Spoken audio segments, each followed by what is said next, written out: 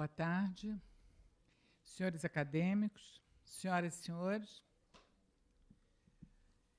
É um grande prazer dar início a um novo ciclo de conferências nessa nossa série. Hoje, o ciclo chamado Visões da História, coordenado pelo acadêmico Zé Murilo de Carvalho, tendo como conferencista Felipe Charbel, que vai nos falar sobre a história em Maquiavel. Para abrir os trabalhos, eu passo a palavra ao coordenador do ciclo acadêmico, Zé Murilo de Carvalho. Aplaudindo vocês. Ah?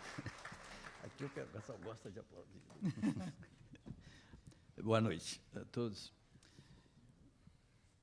Eu vou ler uma pagininha só, fiquem tranquilos, de introdução ao ciclo, antes de apresentar o conferencista de hoje. O ciclo que hoje se inicia trata, como anunciado, de visões da história. História é termo polissêmico. Pode significar os acontecimentos dos chamados fatos históricos. A eles só temos acesso por documentos e testemunhos. Pode significar também o registro desses acontecimentos pelos historiadores. Nesse sentido, a palavra história é mais adequadamente substituída por historiografia. Quando este ciclo fala de visões da história, não se refere ao primeiro sentido referido acima. Refere-se a uma reflexão sobre a história escrita e sobre o modo de escrever história. Alguns diriam que é uma filosofia da história. Não apenas todo historiador tem o que se poderia chamar de uma meta-história, algo que dá coesão e sentido à sua narrativa, como alguns se dedicam especialmente a refletir sobre essas meta-histórias e suas metamorfoses ao longo do tempo. Desde os gregos, buscou-se dar sentido ao percurso humano na Terra. Buscou-se conectar os eventos de acordo com certos valores ou crenças. Inicialmente, a mitologia e a religião forneceram os marcos para o registro histórico. A partir da Renascença, buscaram-se referências fora da religião. E, desde então, essas referências se renovam constantemente, à medida em que os tempos também se renovam. Porque as visões da história são elas mesmas históricas, frutos do tempo em que são escritas. Sua importância, no entanto, é crucial, porque atendem a uma necessidade básica da humanidade, de dar sentido à sua existência, tenha ela sentido ou não. O ciclo pretende oferecer uma pequena amostra de alguns dos principais pensadores ocidentais. Nós não tratamos aqui de outras tradições, apenas da tradição ocidental, que pontuaram o esforço de caracterizar e dar sentido à história, buscando relacionar passado, presente e futuro. O ciclo vai desde a visão cristã de Santo Agostinho, nos séculos IV e V, até o debate sobre o fim da história, revivido ao final do século XX por Francis de Fukuyama. Entre esses dois marcos, veremos as contribuições seminais de Maquiavel, de Giambattista Vico e, já no século XX, de Ortega y Gasset. Os conferencistas convidados são todos especialistas reconhecidos. Esperamos que as palestras contribuam para despertar interesse para o debate da questão fundamental, já formulada com precisão e simplicidade por um anônimo filósofo mineiro. Dom Covim, on cotô, proncovô. Traduzindo, qual é o nosso passado? Qual a nossa condição atual? Em que direção caminhamos, se há alguma direção? Parodiando Hayden White, sobre como escrever a história, podíamos perguntar: devemos fazê-lo em registro de epopeia, de comédia ou de tragédia? Seria mais didático apresentar as palestras em ordem cronológica, mas dificuldades logísticas não permitiram que isso fosse feito. Acredito, no entanto, que um público culto e inteligente, como que costuma frequentar nossas palestras, não terá dificuldade em acompanhar as exposições e fazer as conexões entre elas. será um bom exercício, né, intelectual. Eu passo agora a apresentar o conferencista de hoje, professor Felipe Charbel. Ele mandou um currículo vitae de simplicidade franciscana, mas o importante nesse seu currículo é que ele defendeu, né, uma tese na PUC do Rio de Janeiro, com o professor, o seu orientador, Marcelo Jasmin, sobre exatamente, o título é Timoneiros, Retórica, Prudência e História em Maquiavel e Guicciardini. Esse livro é exatamente o tema, né, da conferência dele de hoje, e essa tese ganhou menção honrosa, quando completada, né, da CAPES e da ANPUR, da Associação Nacional de Professores Universitários de História.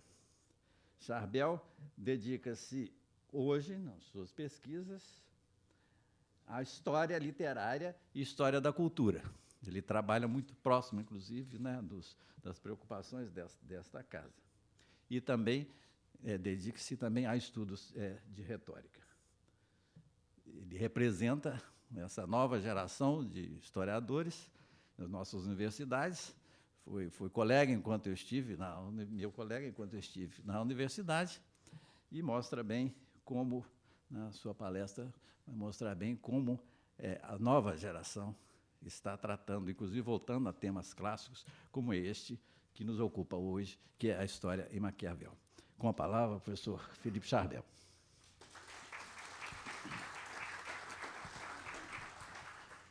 Muito obrigado. Eu queria iniciar agradecendo, né, a oportunidade de poder falar para um público tão distinto, numa casa tão nobre. Né? Começo agradecendo a presidente da academia, a acadêmica Ana Maria Machado, ao coordenador do ciclo Visões de História, acadêmico José Murilo de Carvalho, né, que no curto período que estivemos juntos no Instituto de História, essa companhia me honrou bastante, por se tratar de um grande historiador brasileiro, contemporâneo. E a possibilidade, né, a oportunidade de falar sobre a história em Maquiavel, quando esse tema foi sugerido, eu passei um bom tempo pensando em que abordagem exatamente eu daria para falar desse tema tão complexo e tão rico, haja vista que a história em Maquiavel ocupa praticamente a obra inteira do Maquiavel. Maquiavel, nos seus textos, né, dificilmente há um texto do Maquiavel em que ele não faça uso de um autor da antiguidade, de uma história antiga, que ele não cite esse autor e que não faça referência direta ou indiretamente a uma passagem de um autor antigo, às vezes até contra esse autor antigo, um pouco que eu vou tentar falar na minha palestra. Ao mesmo tempo, Maquiavel escreveu uma história, né, uma história de Florença, que é certamente uma das obras mais ricas do Renascimento italiano. Então, uma segunda possibilidade seria falar do Maquiavel como historiador, né, que é um lado certamente pouco estudado, pelo menos no Brasil, ainda pouco conhecido do Maquiavel, embora a sua história de Florença esteja traduzida, né, Martins Fontes tem feito uma tradução muito boa desse texto.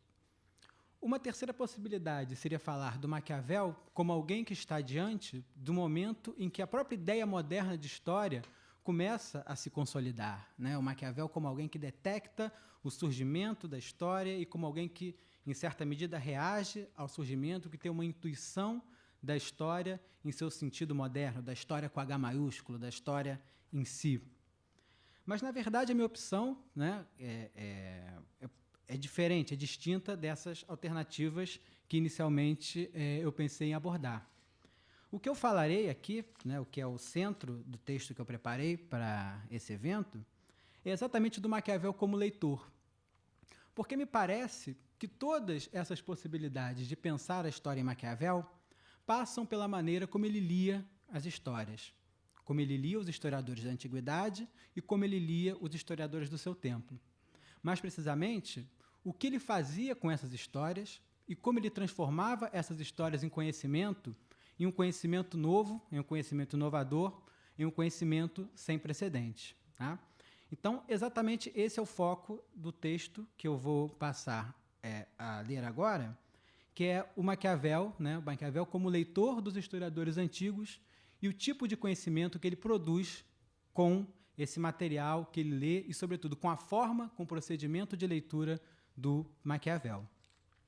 Começo com a epígrafe, que é do Petrarca.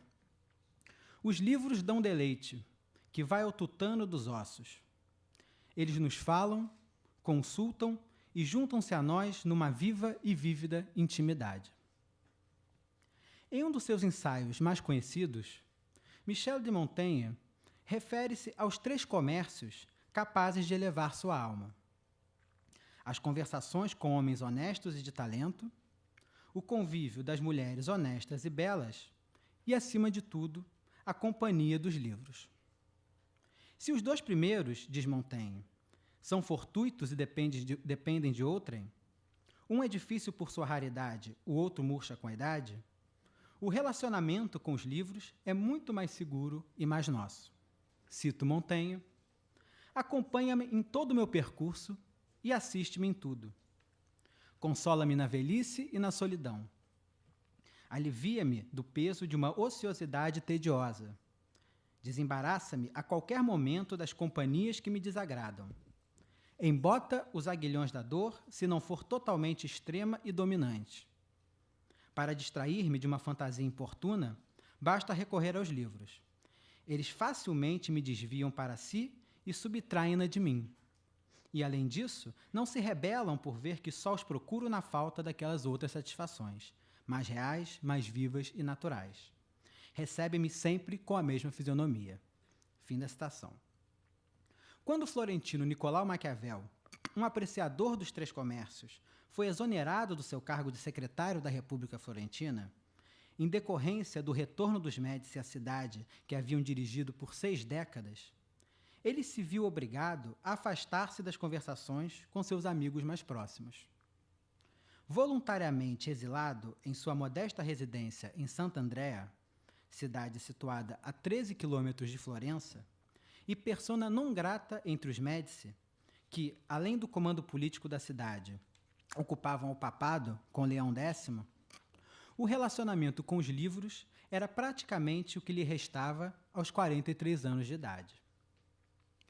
Numa de suas cartas mais conhecidas, datada de 10 de dezembro de 1513, Maquiavel pinta ao amigo Francesco Vettori, embaixador florentino em Roma, uma espécie de retrato do seu cotidiano na pequena cidade.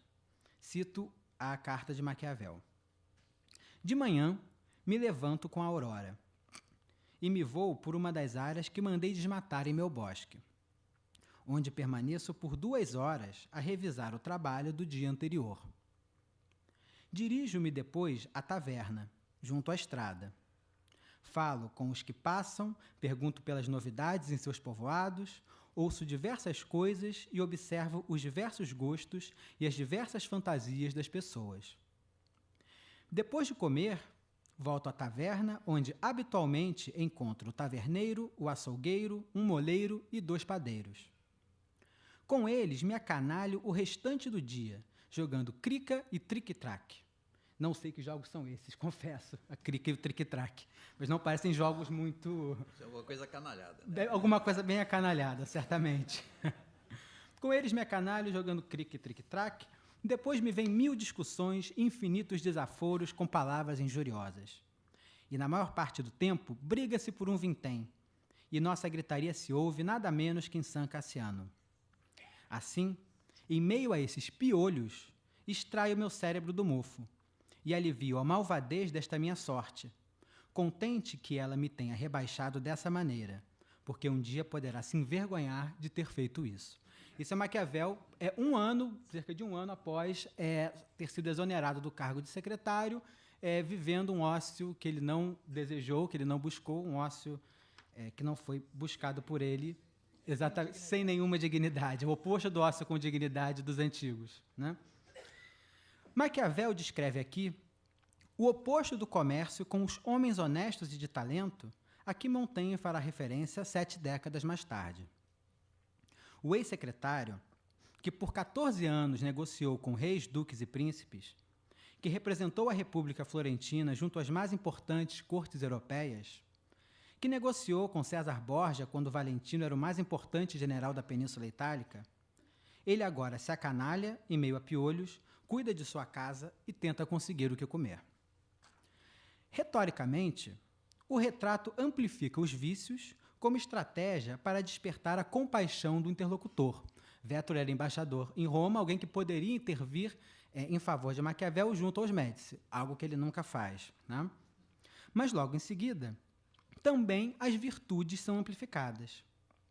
Isto porque, após desenhar uma vida degradada e mesquinha, Maquiavel redescreve sua condição de homem honesto. Não pelo contato com os piolhos, certamente, mas pelas leituras que realiza tão logo retorna à sua casa. É por meio delas que tem sua dignidade restituída. Quando a noite vem, escreve na sequência da carta: volto para casa, né, citando Maquiavel, e entro em meu escritório. E na entrada, tiro a roupa cotidiana cheia de lama e sujeira e ponho roupas simples e adequadas. Vestido convenientemente, entro em antigas cortes de antigos homens, onde, recebido amavelmente, me nutro do alimento que é só meu e para o qual nasci. Onde não me envergonho de falar com eles, de perguntar a respeito das razões de suas ações, e eles, por bondade, me respondem. Não sinto, por 4 horas, tédio algum. Esqueço toda a preocupação, não temo a pobreza, não fico acabrunhado com a morte. Transporto-me inteiramente para eles. E como diz Dante que não se faz ciência sem reter o que se entendeu, anotei o que pela conversação deles retive ser essencial e compus dos principados. Mais que um uso instrumental dos autores antigos, Maquiavel sugere aqui uma conversação com os textos do passado. É o atrito com esses textos o que ele busca, e é dessa maneira que ele entende ser possível se nutrir desses escritos. Como se, no ócio forçado, ele fizesse dos livros os substitutos dos homens honestos e de talento. Com esse estímulo, ele escreve em poucos meses, no verão e na primavera de 1513, O Príncipe. E é o produto dessa conversação que ele usará, sem sucesso, como moeda de troca para se reabilitar junto aos Médici. Na carta dedicatória de O Príncipe, que faz às vezes de proêmio, Maquiavel reconhece seu débito em relação aos antigos. Cito Maquiavel: desejando por meu turno oferecer-me a vossa magnificência, com o testemunho da servidão que lhe devoto, não encontrei entre os bens que me são mais caros, ou tanto estime, senão o entendimento das ações dos grandes homens, aprendido por mim numa longa experiência das coisas modernas e no estudo contínuo das antigas. Fim da citação.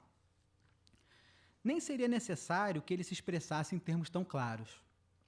Não há praticamente um capítulo do opúsculo em que Maquiavel não se utilize de exemplos retirados de textos da antiguidade. Mas quem são esses homens que conversam com o secretário? A quem ele lança suas questões? Se julgarmos pelos autores citados, direta ou indiretamente, em O Príncipe e nos discursos sobre a primeira década de Tito Livio, a corte dos antigos de Maquiavel era composta majoritariamente por historiadores.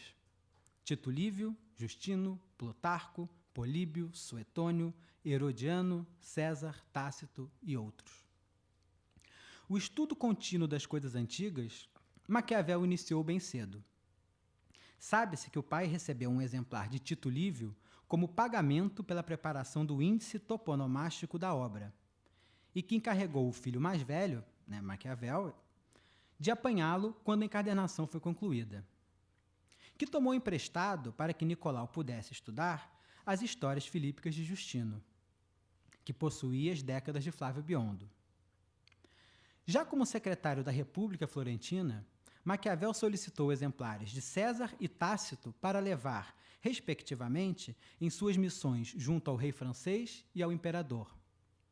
Daí ser possível afirmar que a leitura dos historiadores antigos foi uma constante em sua vida. mas a prova mais taxativa desse contato continuado são os seus escritos. Atestar o caráter de leitor atento dos antigos, porém, diz muito pouco ou quase nada sobre a singularidade do pensamento de Maquiavel. Afinal, os séculos XV e XVI foram os séculos dos humanistas. E se o secretário conhecia muito bem os autores latinos, Maquiavel não lia grego, ele jamais foi considerado por seus contemporâneos um humanista, e tampouco almejou tal distinção, embora possuísse uma cultura literária sólida. Era capaz de recitar passagens da Comédia de Dante, conhecia profundamente o De Rerum Natura de Lucrécio, que copiou em algum momento de sua vida. O domínio da retórica é evidente em seus escritos, assim como o conhecimento da filosofia moral. Seu interesse não se voltava para a datação apurada, para a tradução mais correta, para a descoberta e coleção de textos e vestígios da antiguidade. O foco de Maquiavel era a compreensão do presente, a dinâmica das coisas do mundo, como diziam os florentinos do século XVI, os movimentos intrincados do tabuleiro da política, as motivações ocultas de reis, príncipes e embaixadores, as causas do declínio de repúblicas e principados italianos. Para ele, em pé de igualdade com o estudo contínuo das coisas antigas, estava a longa experiência das coisas modernas. Isoladas, a primeira era apenas erudição fútil, a segunda, diagnóstico sem fundamento. Esse paralelismo entre o estudo das coisas antigas e a experiência das modernas é revelador de como Maquiavel se distancia do horizonte de expectativa dos humanistas em relação a auctóritas dos antigos, embora sem romper, como foi apressadamente sugerido por alguns intérpretes, com o modelo da exemplaridade. Assim como os humanistas, Maquiavel se vale abundantemente de exemplos do passado e recorre às sentenças e aos pensamentos ornados dos antigos para conferir gravidade a seus textos. Em acordo com a máxima ciceroniana, a história, para ele, era testemunha dos séculos, luz da verdade, vida da memória, mestra da vida, mensageira do passado. Mas o encontro de uma inteligência penetrante com um momento político conturbado, falo aqui da invasão da Península Itálica por franceses e espanhóis, a divisão da Itália em zonas de influência distintas, sempre cambiantes, a ascensão do papado à condição de ator político decisivo, a instabilidade do governo florentino, as práticas militares obsoletas. O encontro da inteligência com a ocasião, termo-chave em sua filosofia política, leva Maquiavel a assinalar alguns problemas inerentes aos modos tradicionais de orientação no mundo com base em exemplos do passado. Porque a exemplaridade é uma operação, um procedimento. E para o secretário, o procedimento humanista já não era adequado para identificar as raízes dos males presentes ou apontar soluções eficazes para os impasses da vida política.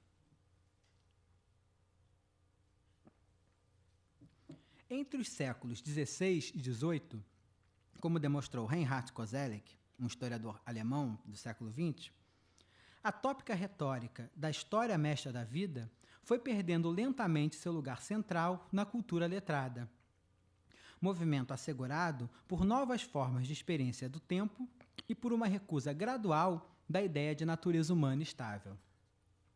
Nessa história de 3 séculos, tanto Maquiavel como seu contemporâneo, Francesco Guicciardini, possuem um lugar importante, não por terem recusado o princípio da exemplaridade histórica, mas por terem agregado a ele novas exigências, tornando mais complexo o procedimento de elaboração dos juízos políticos efetivos, capazes de orientar, com alguma margem de sucesso, a ação política num mundo comandado pela fortuna. Diante de mudanças severas na realidade, perdem-se os parâmetros de comparação.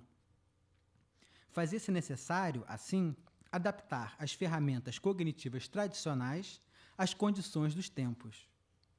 E a principal dessas ferramentas cognitivas, a disposição intelectual adequada à interpretação dinâmica da realidade era a prudência. Desde Aristóteles, ela era vista como a qualidade que os seres humanos deveriam possuir para se mover no mundo das contingências. Era a prudência, para o filósofo, que tornava possível identificar o caminho reto em meio às diversas possibilidades do agir humano, mediante o reconhecimento das virtudes morais, os fins e das escolhas apropriadas dos meios. Em Maquiavel, é a prudência que permite transformar o estudo contínuo das coisas antigas e a experiência das coisas modernas em conhecimento efetivo, em veritas effectuale della cosa, expressão empregada no livro 15 de O Príncipe para caracterizar um tipo de saber político distinto do estudo de, citando Maquiavel, repúblicas e principados que nunca se viram nem se verificaram na realidade. Muitos autores consideraram este capítulo de O Príncipe uma espécie de ato inaugural de uma nova ciência, a ciência da política. É certamente uma interpretação exagerada, já que Maquiavel não reivindica, em momento algum de sua obra, a pretensão de alcançar um conhecimento geral de validade indistinta. Em O Príncipe, ele se contenta com a definição de regras de conduta capazes de ajudar o príncipe novo a manter seus domínios territoriais e a consolidar, na medida do possível, um poder que é por natureza bastante frágil, o do principado não hereditário. Se a afirmação de que Maquiavel fundou uma nova ciência é um exagero, é forçoso perceber a distância entre sua forma de analisar a política e a dos humanistas. Há, nitidamente, uma mudança de procedimento analítico, embora não haja uma mudança na palavra utilizada para caracterizar esse procedimento.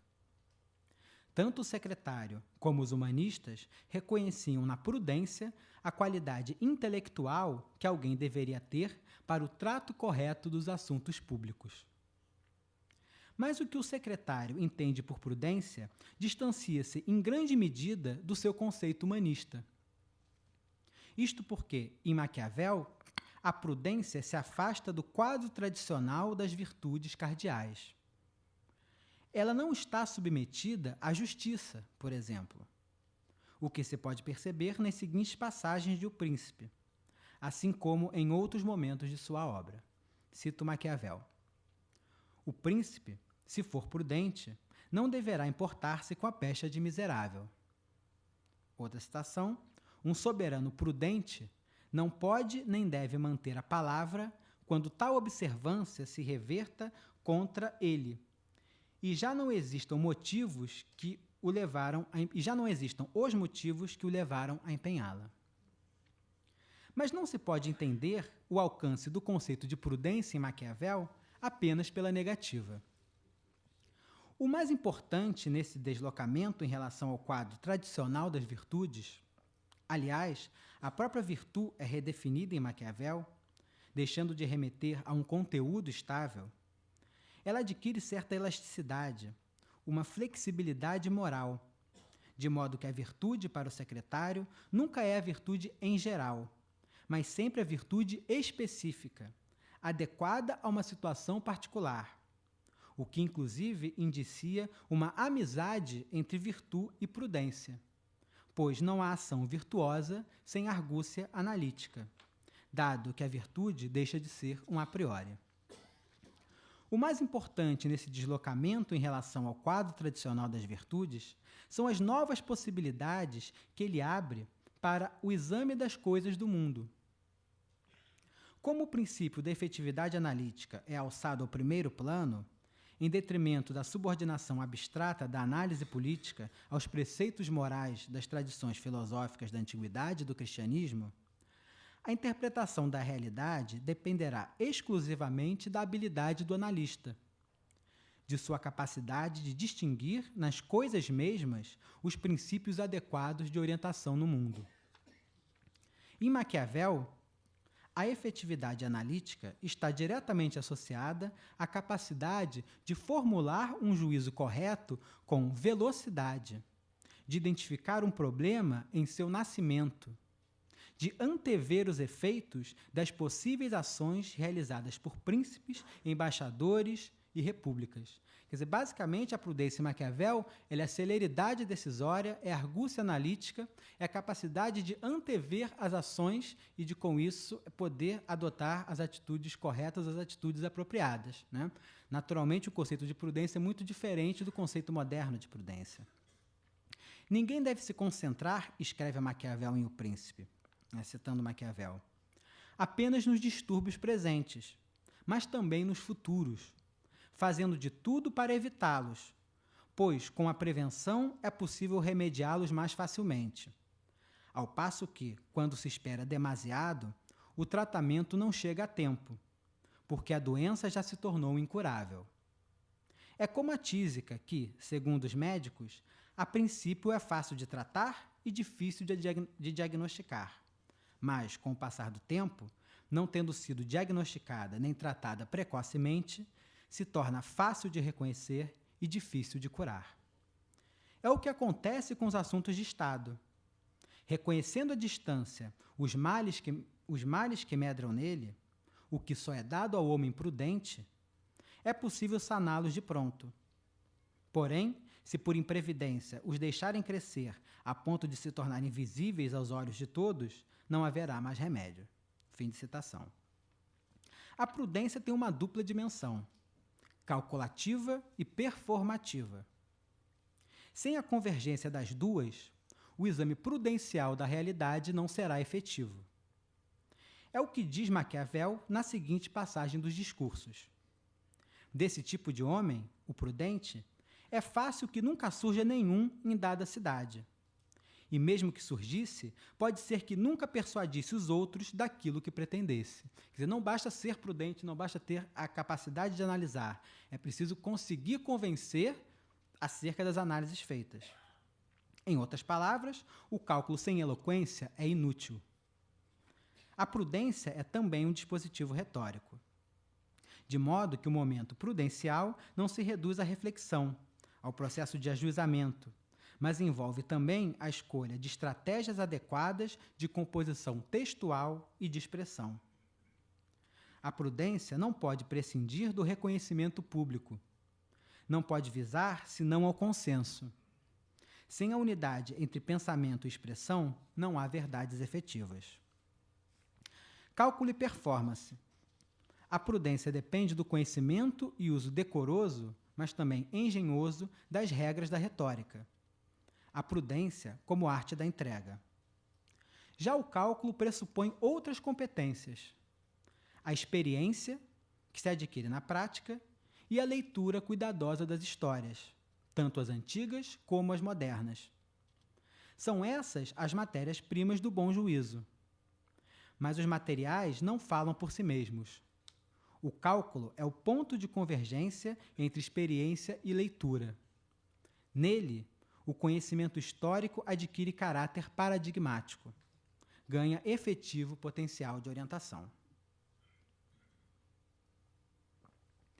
Maquiavel se diferencia dos humanistas não tanto pelo modo como define a utilidade do conhecimento histórico. A passagem de Leonardo Bruni, no Proêmio da História do Povo Florentino, poderia estar presente em qualquer texto seu. Cito Leonardo Bruni. Pois se pensarmos que homens de idade avançada são mais sábios porque viram mais da vida, quão maior é o conhecimento que a história nos pode proporcionar se for lida com cuidado. Pois na história, as ações e decisões de muitas eras podem ser minuciosamente examinadas. De suas páginas, podemos facilmente aprender que comportamento devemos imitar ou evitar, ao mesmo tempo em que a glória conquistada por grandes homens nos inspira a agir de forma virtuosa.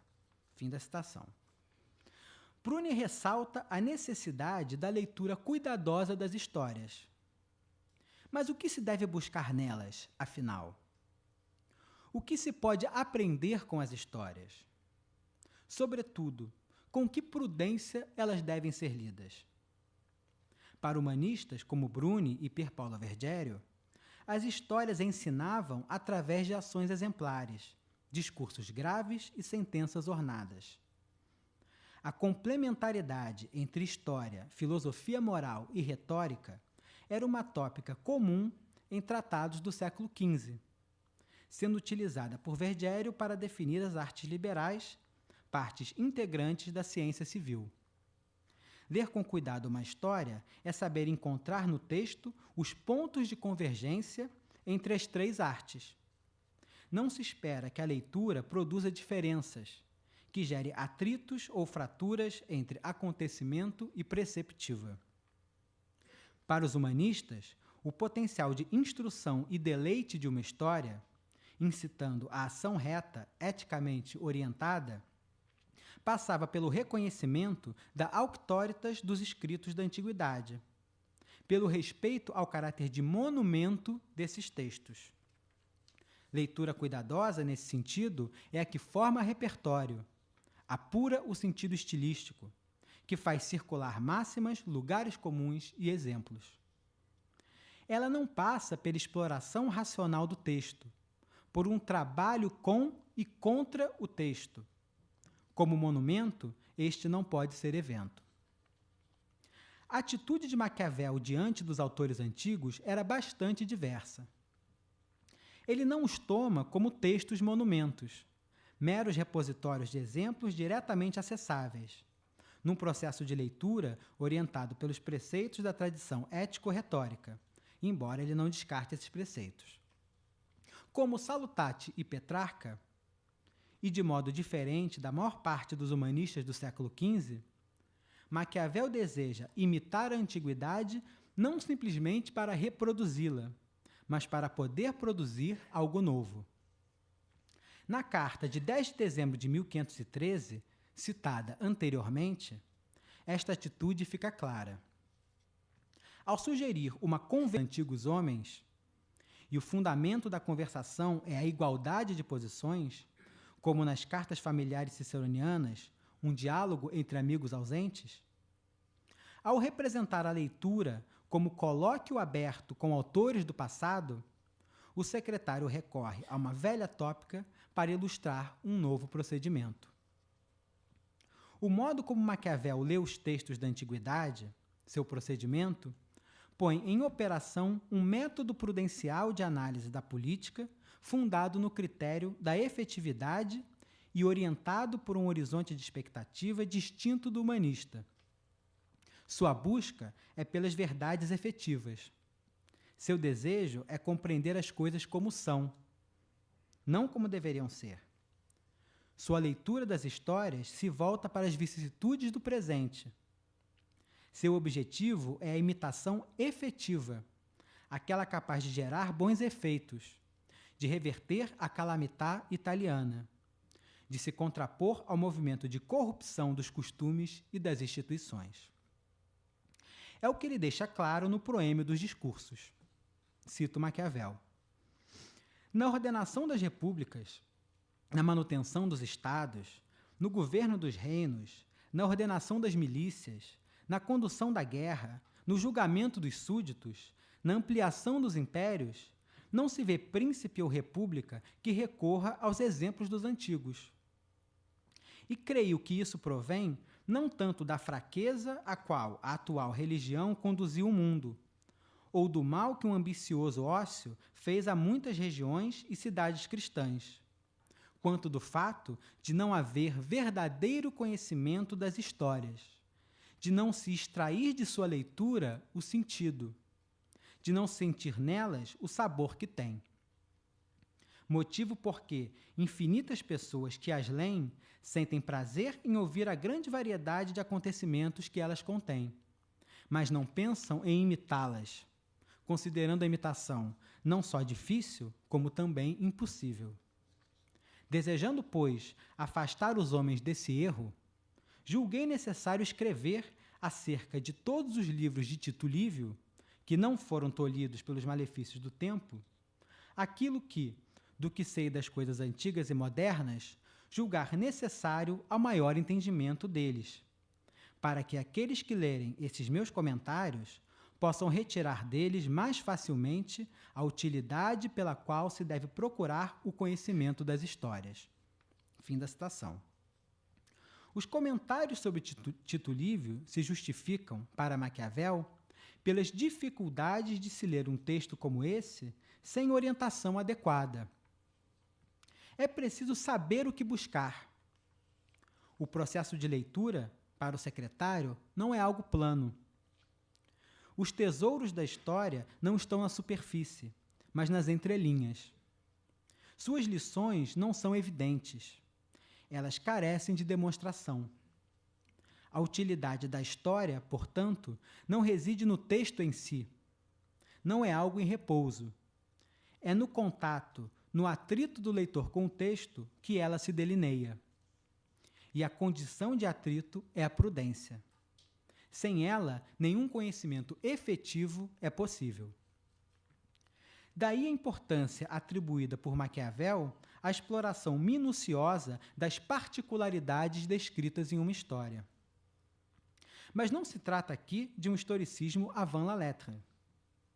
O foco no particular não é um fim em si. Seu objetivo não é a reconstrução do passado, mas o uso deste com prudência, ou seja, com argúcia, com sagacidade analítica, com arrojo interpretativo. Na história, escreve Maquiavel, se alguma coisa há que deleite ou ensine, é a descrição em particularidades. Sem essa atenção aos particulares, sem uma leitura prudente dos historiadores antigos, Maquiavel não teria formulado algumas de suas teses mais conhecidas. Por exemplo, a da importância da discórdia civil para a grandeza de um povo, defendida nos discursos sobre Tito Livio e nas histórias florentinas. Sua interpretação do historiador romano é ao mesmo tempo acurada e deformadora.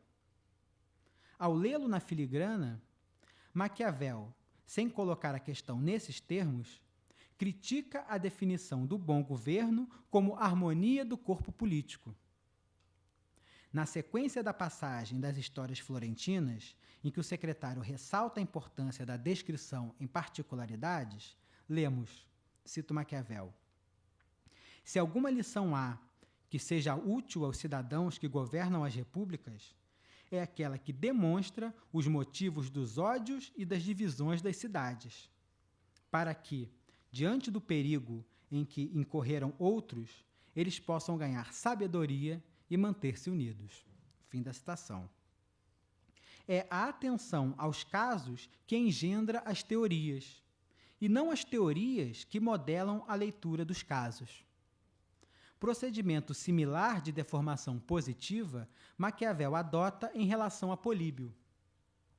Após se valer, de modo quase literal, da teoria dos ciclos das formas de governo do historiador grego, ele sugere, nos discursos, a inaplicabilidade prática dessa teoria, já que nenhum povo vive por tanto tempo a ponto de passar por um ciclo completo. Como Montaigne, Maquiavel poderia dizer: a leitura serve-me especialmente para despertar, por diversas objeções, meu raciocínio, para pôr a trabalhar meu julgamento, não minha memória. O comércio com os livros não apenas substitui, como incorpora o comércio com os homens honestos, porque a leitura, para esses dois pensadores, é como uma conversa, um diálogo orientado pelo presente e para o presente. O respeito pelos antigos, eles demonstram não pelo culto cego, pela reverência aos monumentos do passado, mas pelo exercício das almas que só se pode alcançar na companhia dos amigos. Ou com os livros. Nas palavras de Montaigne, a melhor provisão que encontrei para esta viagem humana. Obrigado.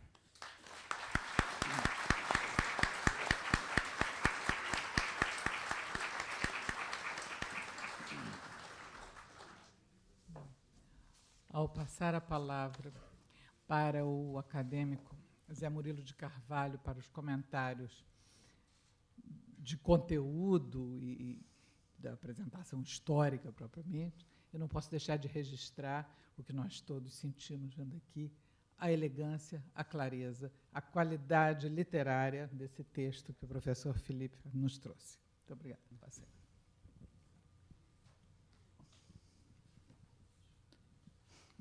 Uma das observações que eu iria fazer a respeito de Maquiavel era a carta de Francesco Vettori. Você me tirou meu comentário, exatamente começando o seu texto com esta carta, que eu acho, esse trecho que você citou é magnífico, realmente, essa descrição de Maquiavel depois de um dia de acanalhamento, né, entrar na sua biblioteca e conversar com os antigos.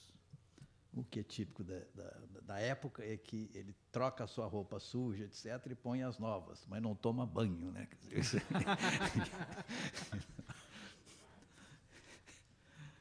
Eu creio que Charbel foi muito feliz em pegar esse recorte de Maquiavel como leitor dos antigos, porque o tema é tão amplo que, por aí, eu acho que você conseguiu dar uma ideia precisa da inovação de Maquiavel nesta leitura, na realidade, desse uso dos antigos para a sua prática cotidiana, inclusive para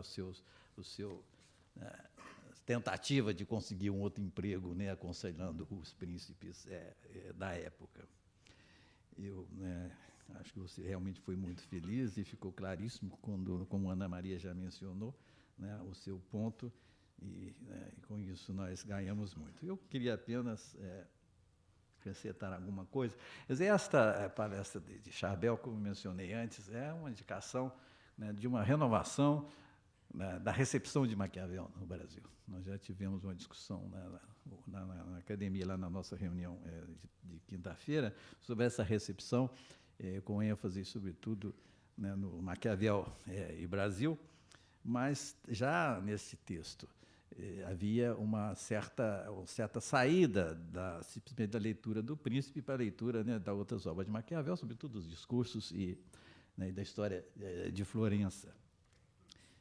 Um ponto, né, importante aqui, eu acho que está claro também no seu texto, é a famosa distinção entre virtude e fortuna em Maquiavel, que é dar ao mesmo tempo importância não só às circunstâncias, né, à fortuna, mas também à ação humana, e a ação humana no sentido de construir história, porque é isso que ele está preocupado, né, não apenas estudar o passado, mas mesmo de construir história. Essa dinâmica da virtude com a fortuna é um ponto central em Maquiavel, sobretudo quando a gente leva em conta que há um valor em Maquiavel que costura a sua própria escrita, dos seus próprios comentários de Tito Livre, como também a história de Florença, que é o problema, o valor, que é o valor da liberdade.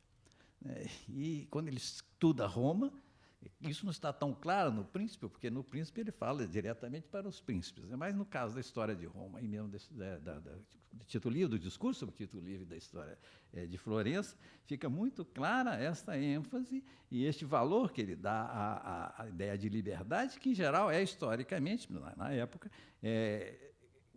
historicamente marcada pelas repúblicas, sobretudo pela República Romana. Então, este tema que o preocupa, isso é como construir uma sociedade baseada na liberdade e manter essa sociedade que Roma conseguiu por 4 séculos. No entanto, no caso de Florença, foi diferente, né? Curiosamente, ele foi contratado pelos médicos para fazer a história de Florença, mas, no final, a imagem dos médicos não sai muito bem da sua história de Florença. Mas aqui o curioso é isso, né, que vai além do príncipe, isto é, diz ele, para uma sociedade de liberdade, para uma república livre, o que é fundamental é a virtude, não só a virtude do príncipe, mas também a virtude do povo. E o problema das repúblicas, isso já Aristóteles já tinha isso, é o problema da corrupção da república. E o que é a corrupção? Quase todas estão submetidas ao risco da corrupção.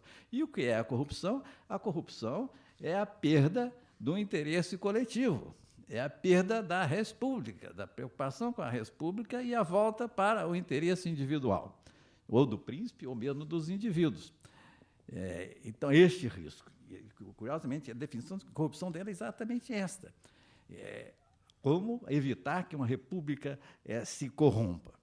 Eu não sei, talvez Charbel tenha ideia, eu creio que, nesse ponto, Maquiavel tinha um certo pessimismo, eu acho, né? Que ele achava que talvez esses ciclos de auge, depois de decadência, era difícil de cortar, e, em algum momento, ele chega até a dizer que talvez isso só seja possível se as pessoas não houver muita desigualdade. Na medida que você tem muitos ricos e muitos pobres, não há como manter a virtude, nem dos ricos, né, e nem dos pobres. De qualquer maneira, eu acho que este é um outro lado de Maquiavel. Além, né, do que ele nos diz, como usar a história para aplicar, né, nos dias de hoje, é esta ideia, né, da virtude como interesse coletivo, que eu acho que é algo absolutamente atual, inclusive para o Brasil, nos dias de hoje. Muito obrigado.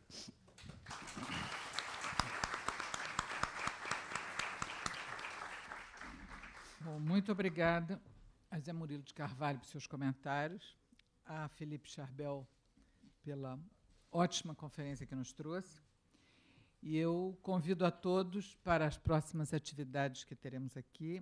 O dia 2, terça-feira que vem, a próxima conferência dentro desse ciclo de visões da história, sempre coordenada pelo acadêmico Zé Murilo de Carvalho, será sobre história e historicidade em Santo Agostinho, e o conferencista será o acadêmico Tarcísio Padilha. Mas, antes disso, quinta-feira, dia 27, teremos um seminário Brasil-Brasis, dessa vez focalizando o esporte além do futebol, coordenado pelo acadêmico Domício Proença Filho, sendo palestrantes os acadêmicos Arnaldo Nisquier, Cícero Sandrone e Carlos Arthur Nussmann, presidente do Comitê Olímpico Brasileiro. Muito obrigada a todos e até lá.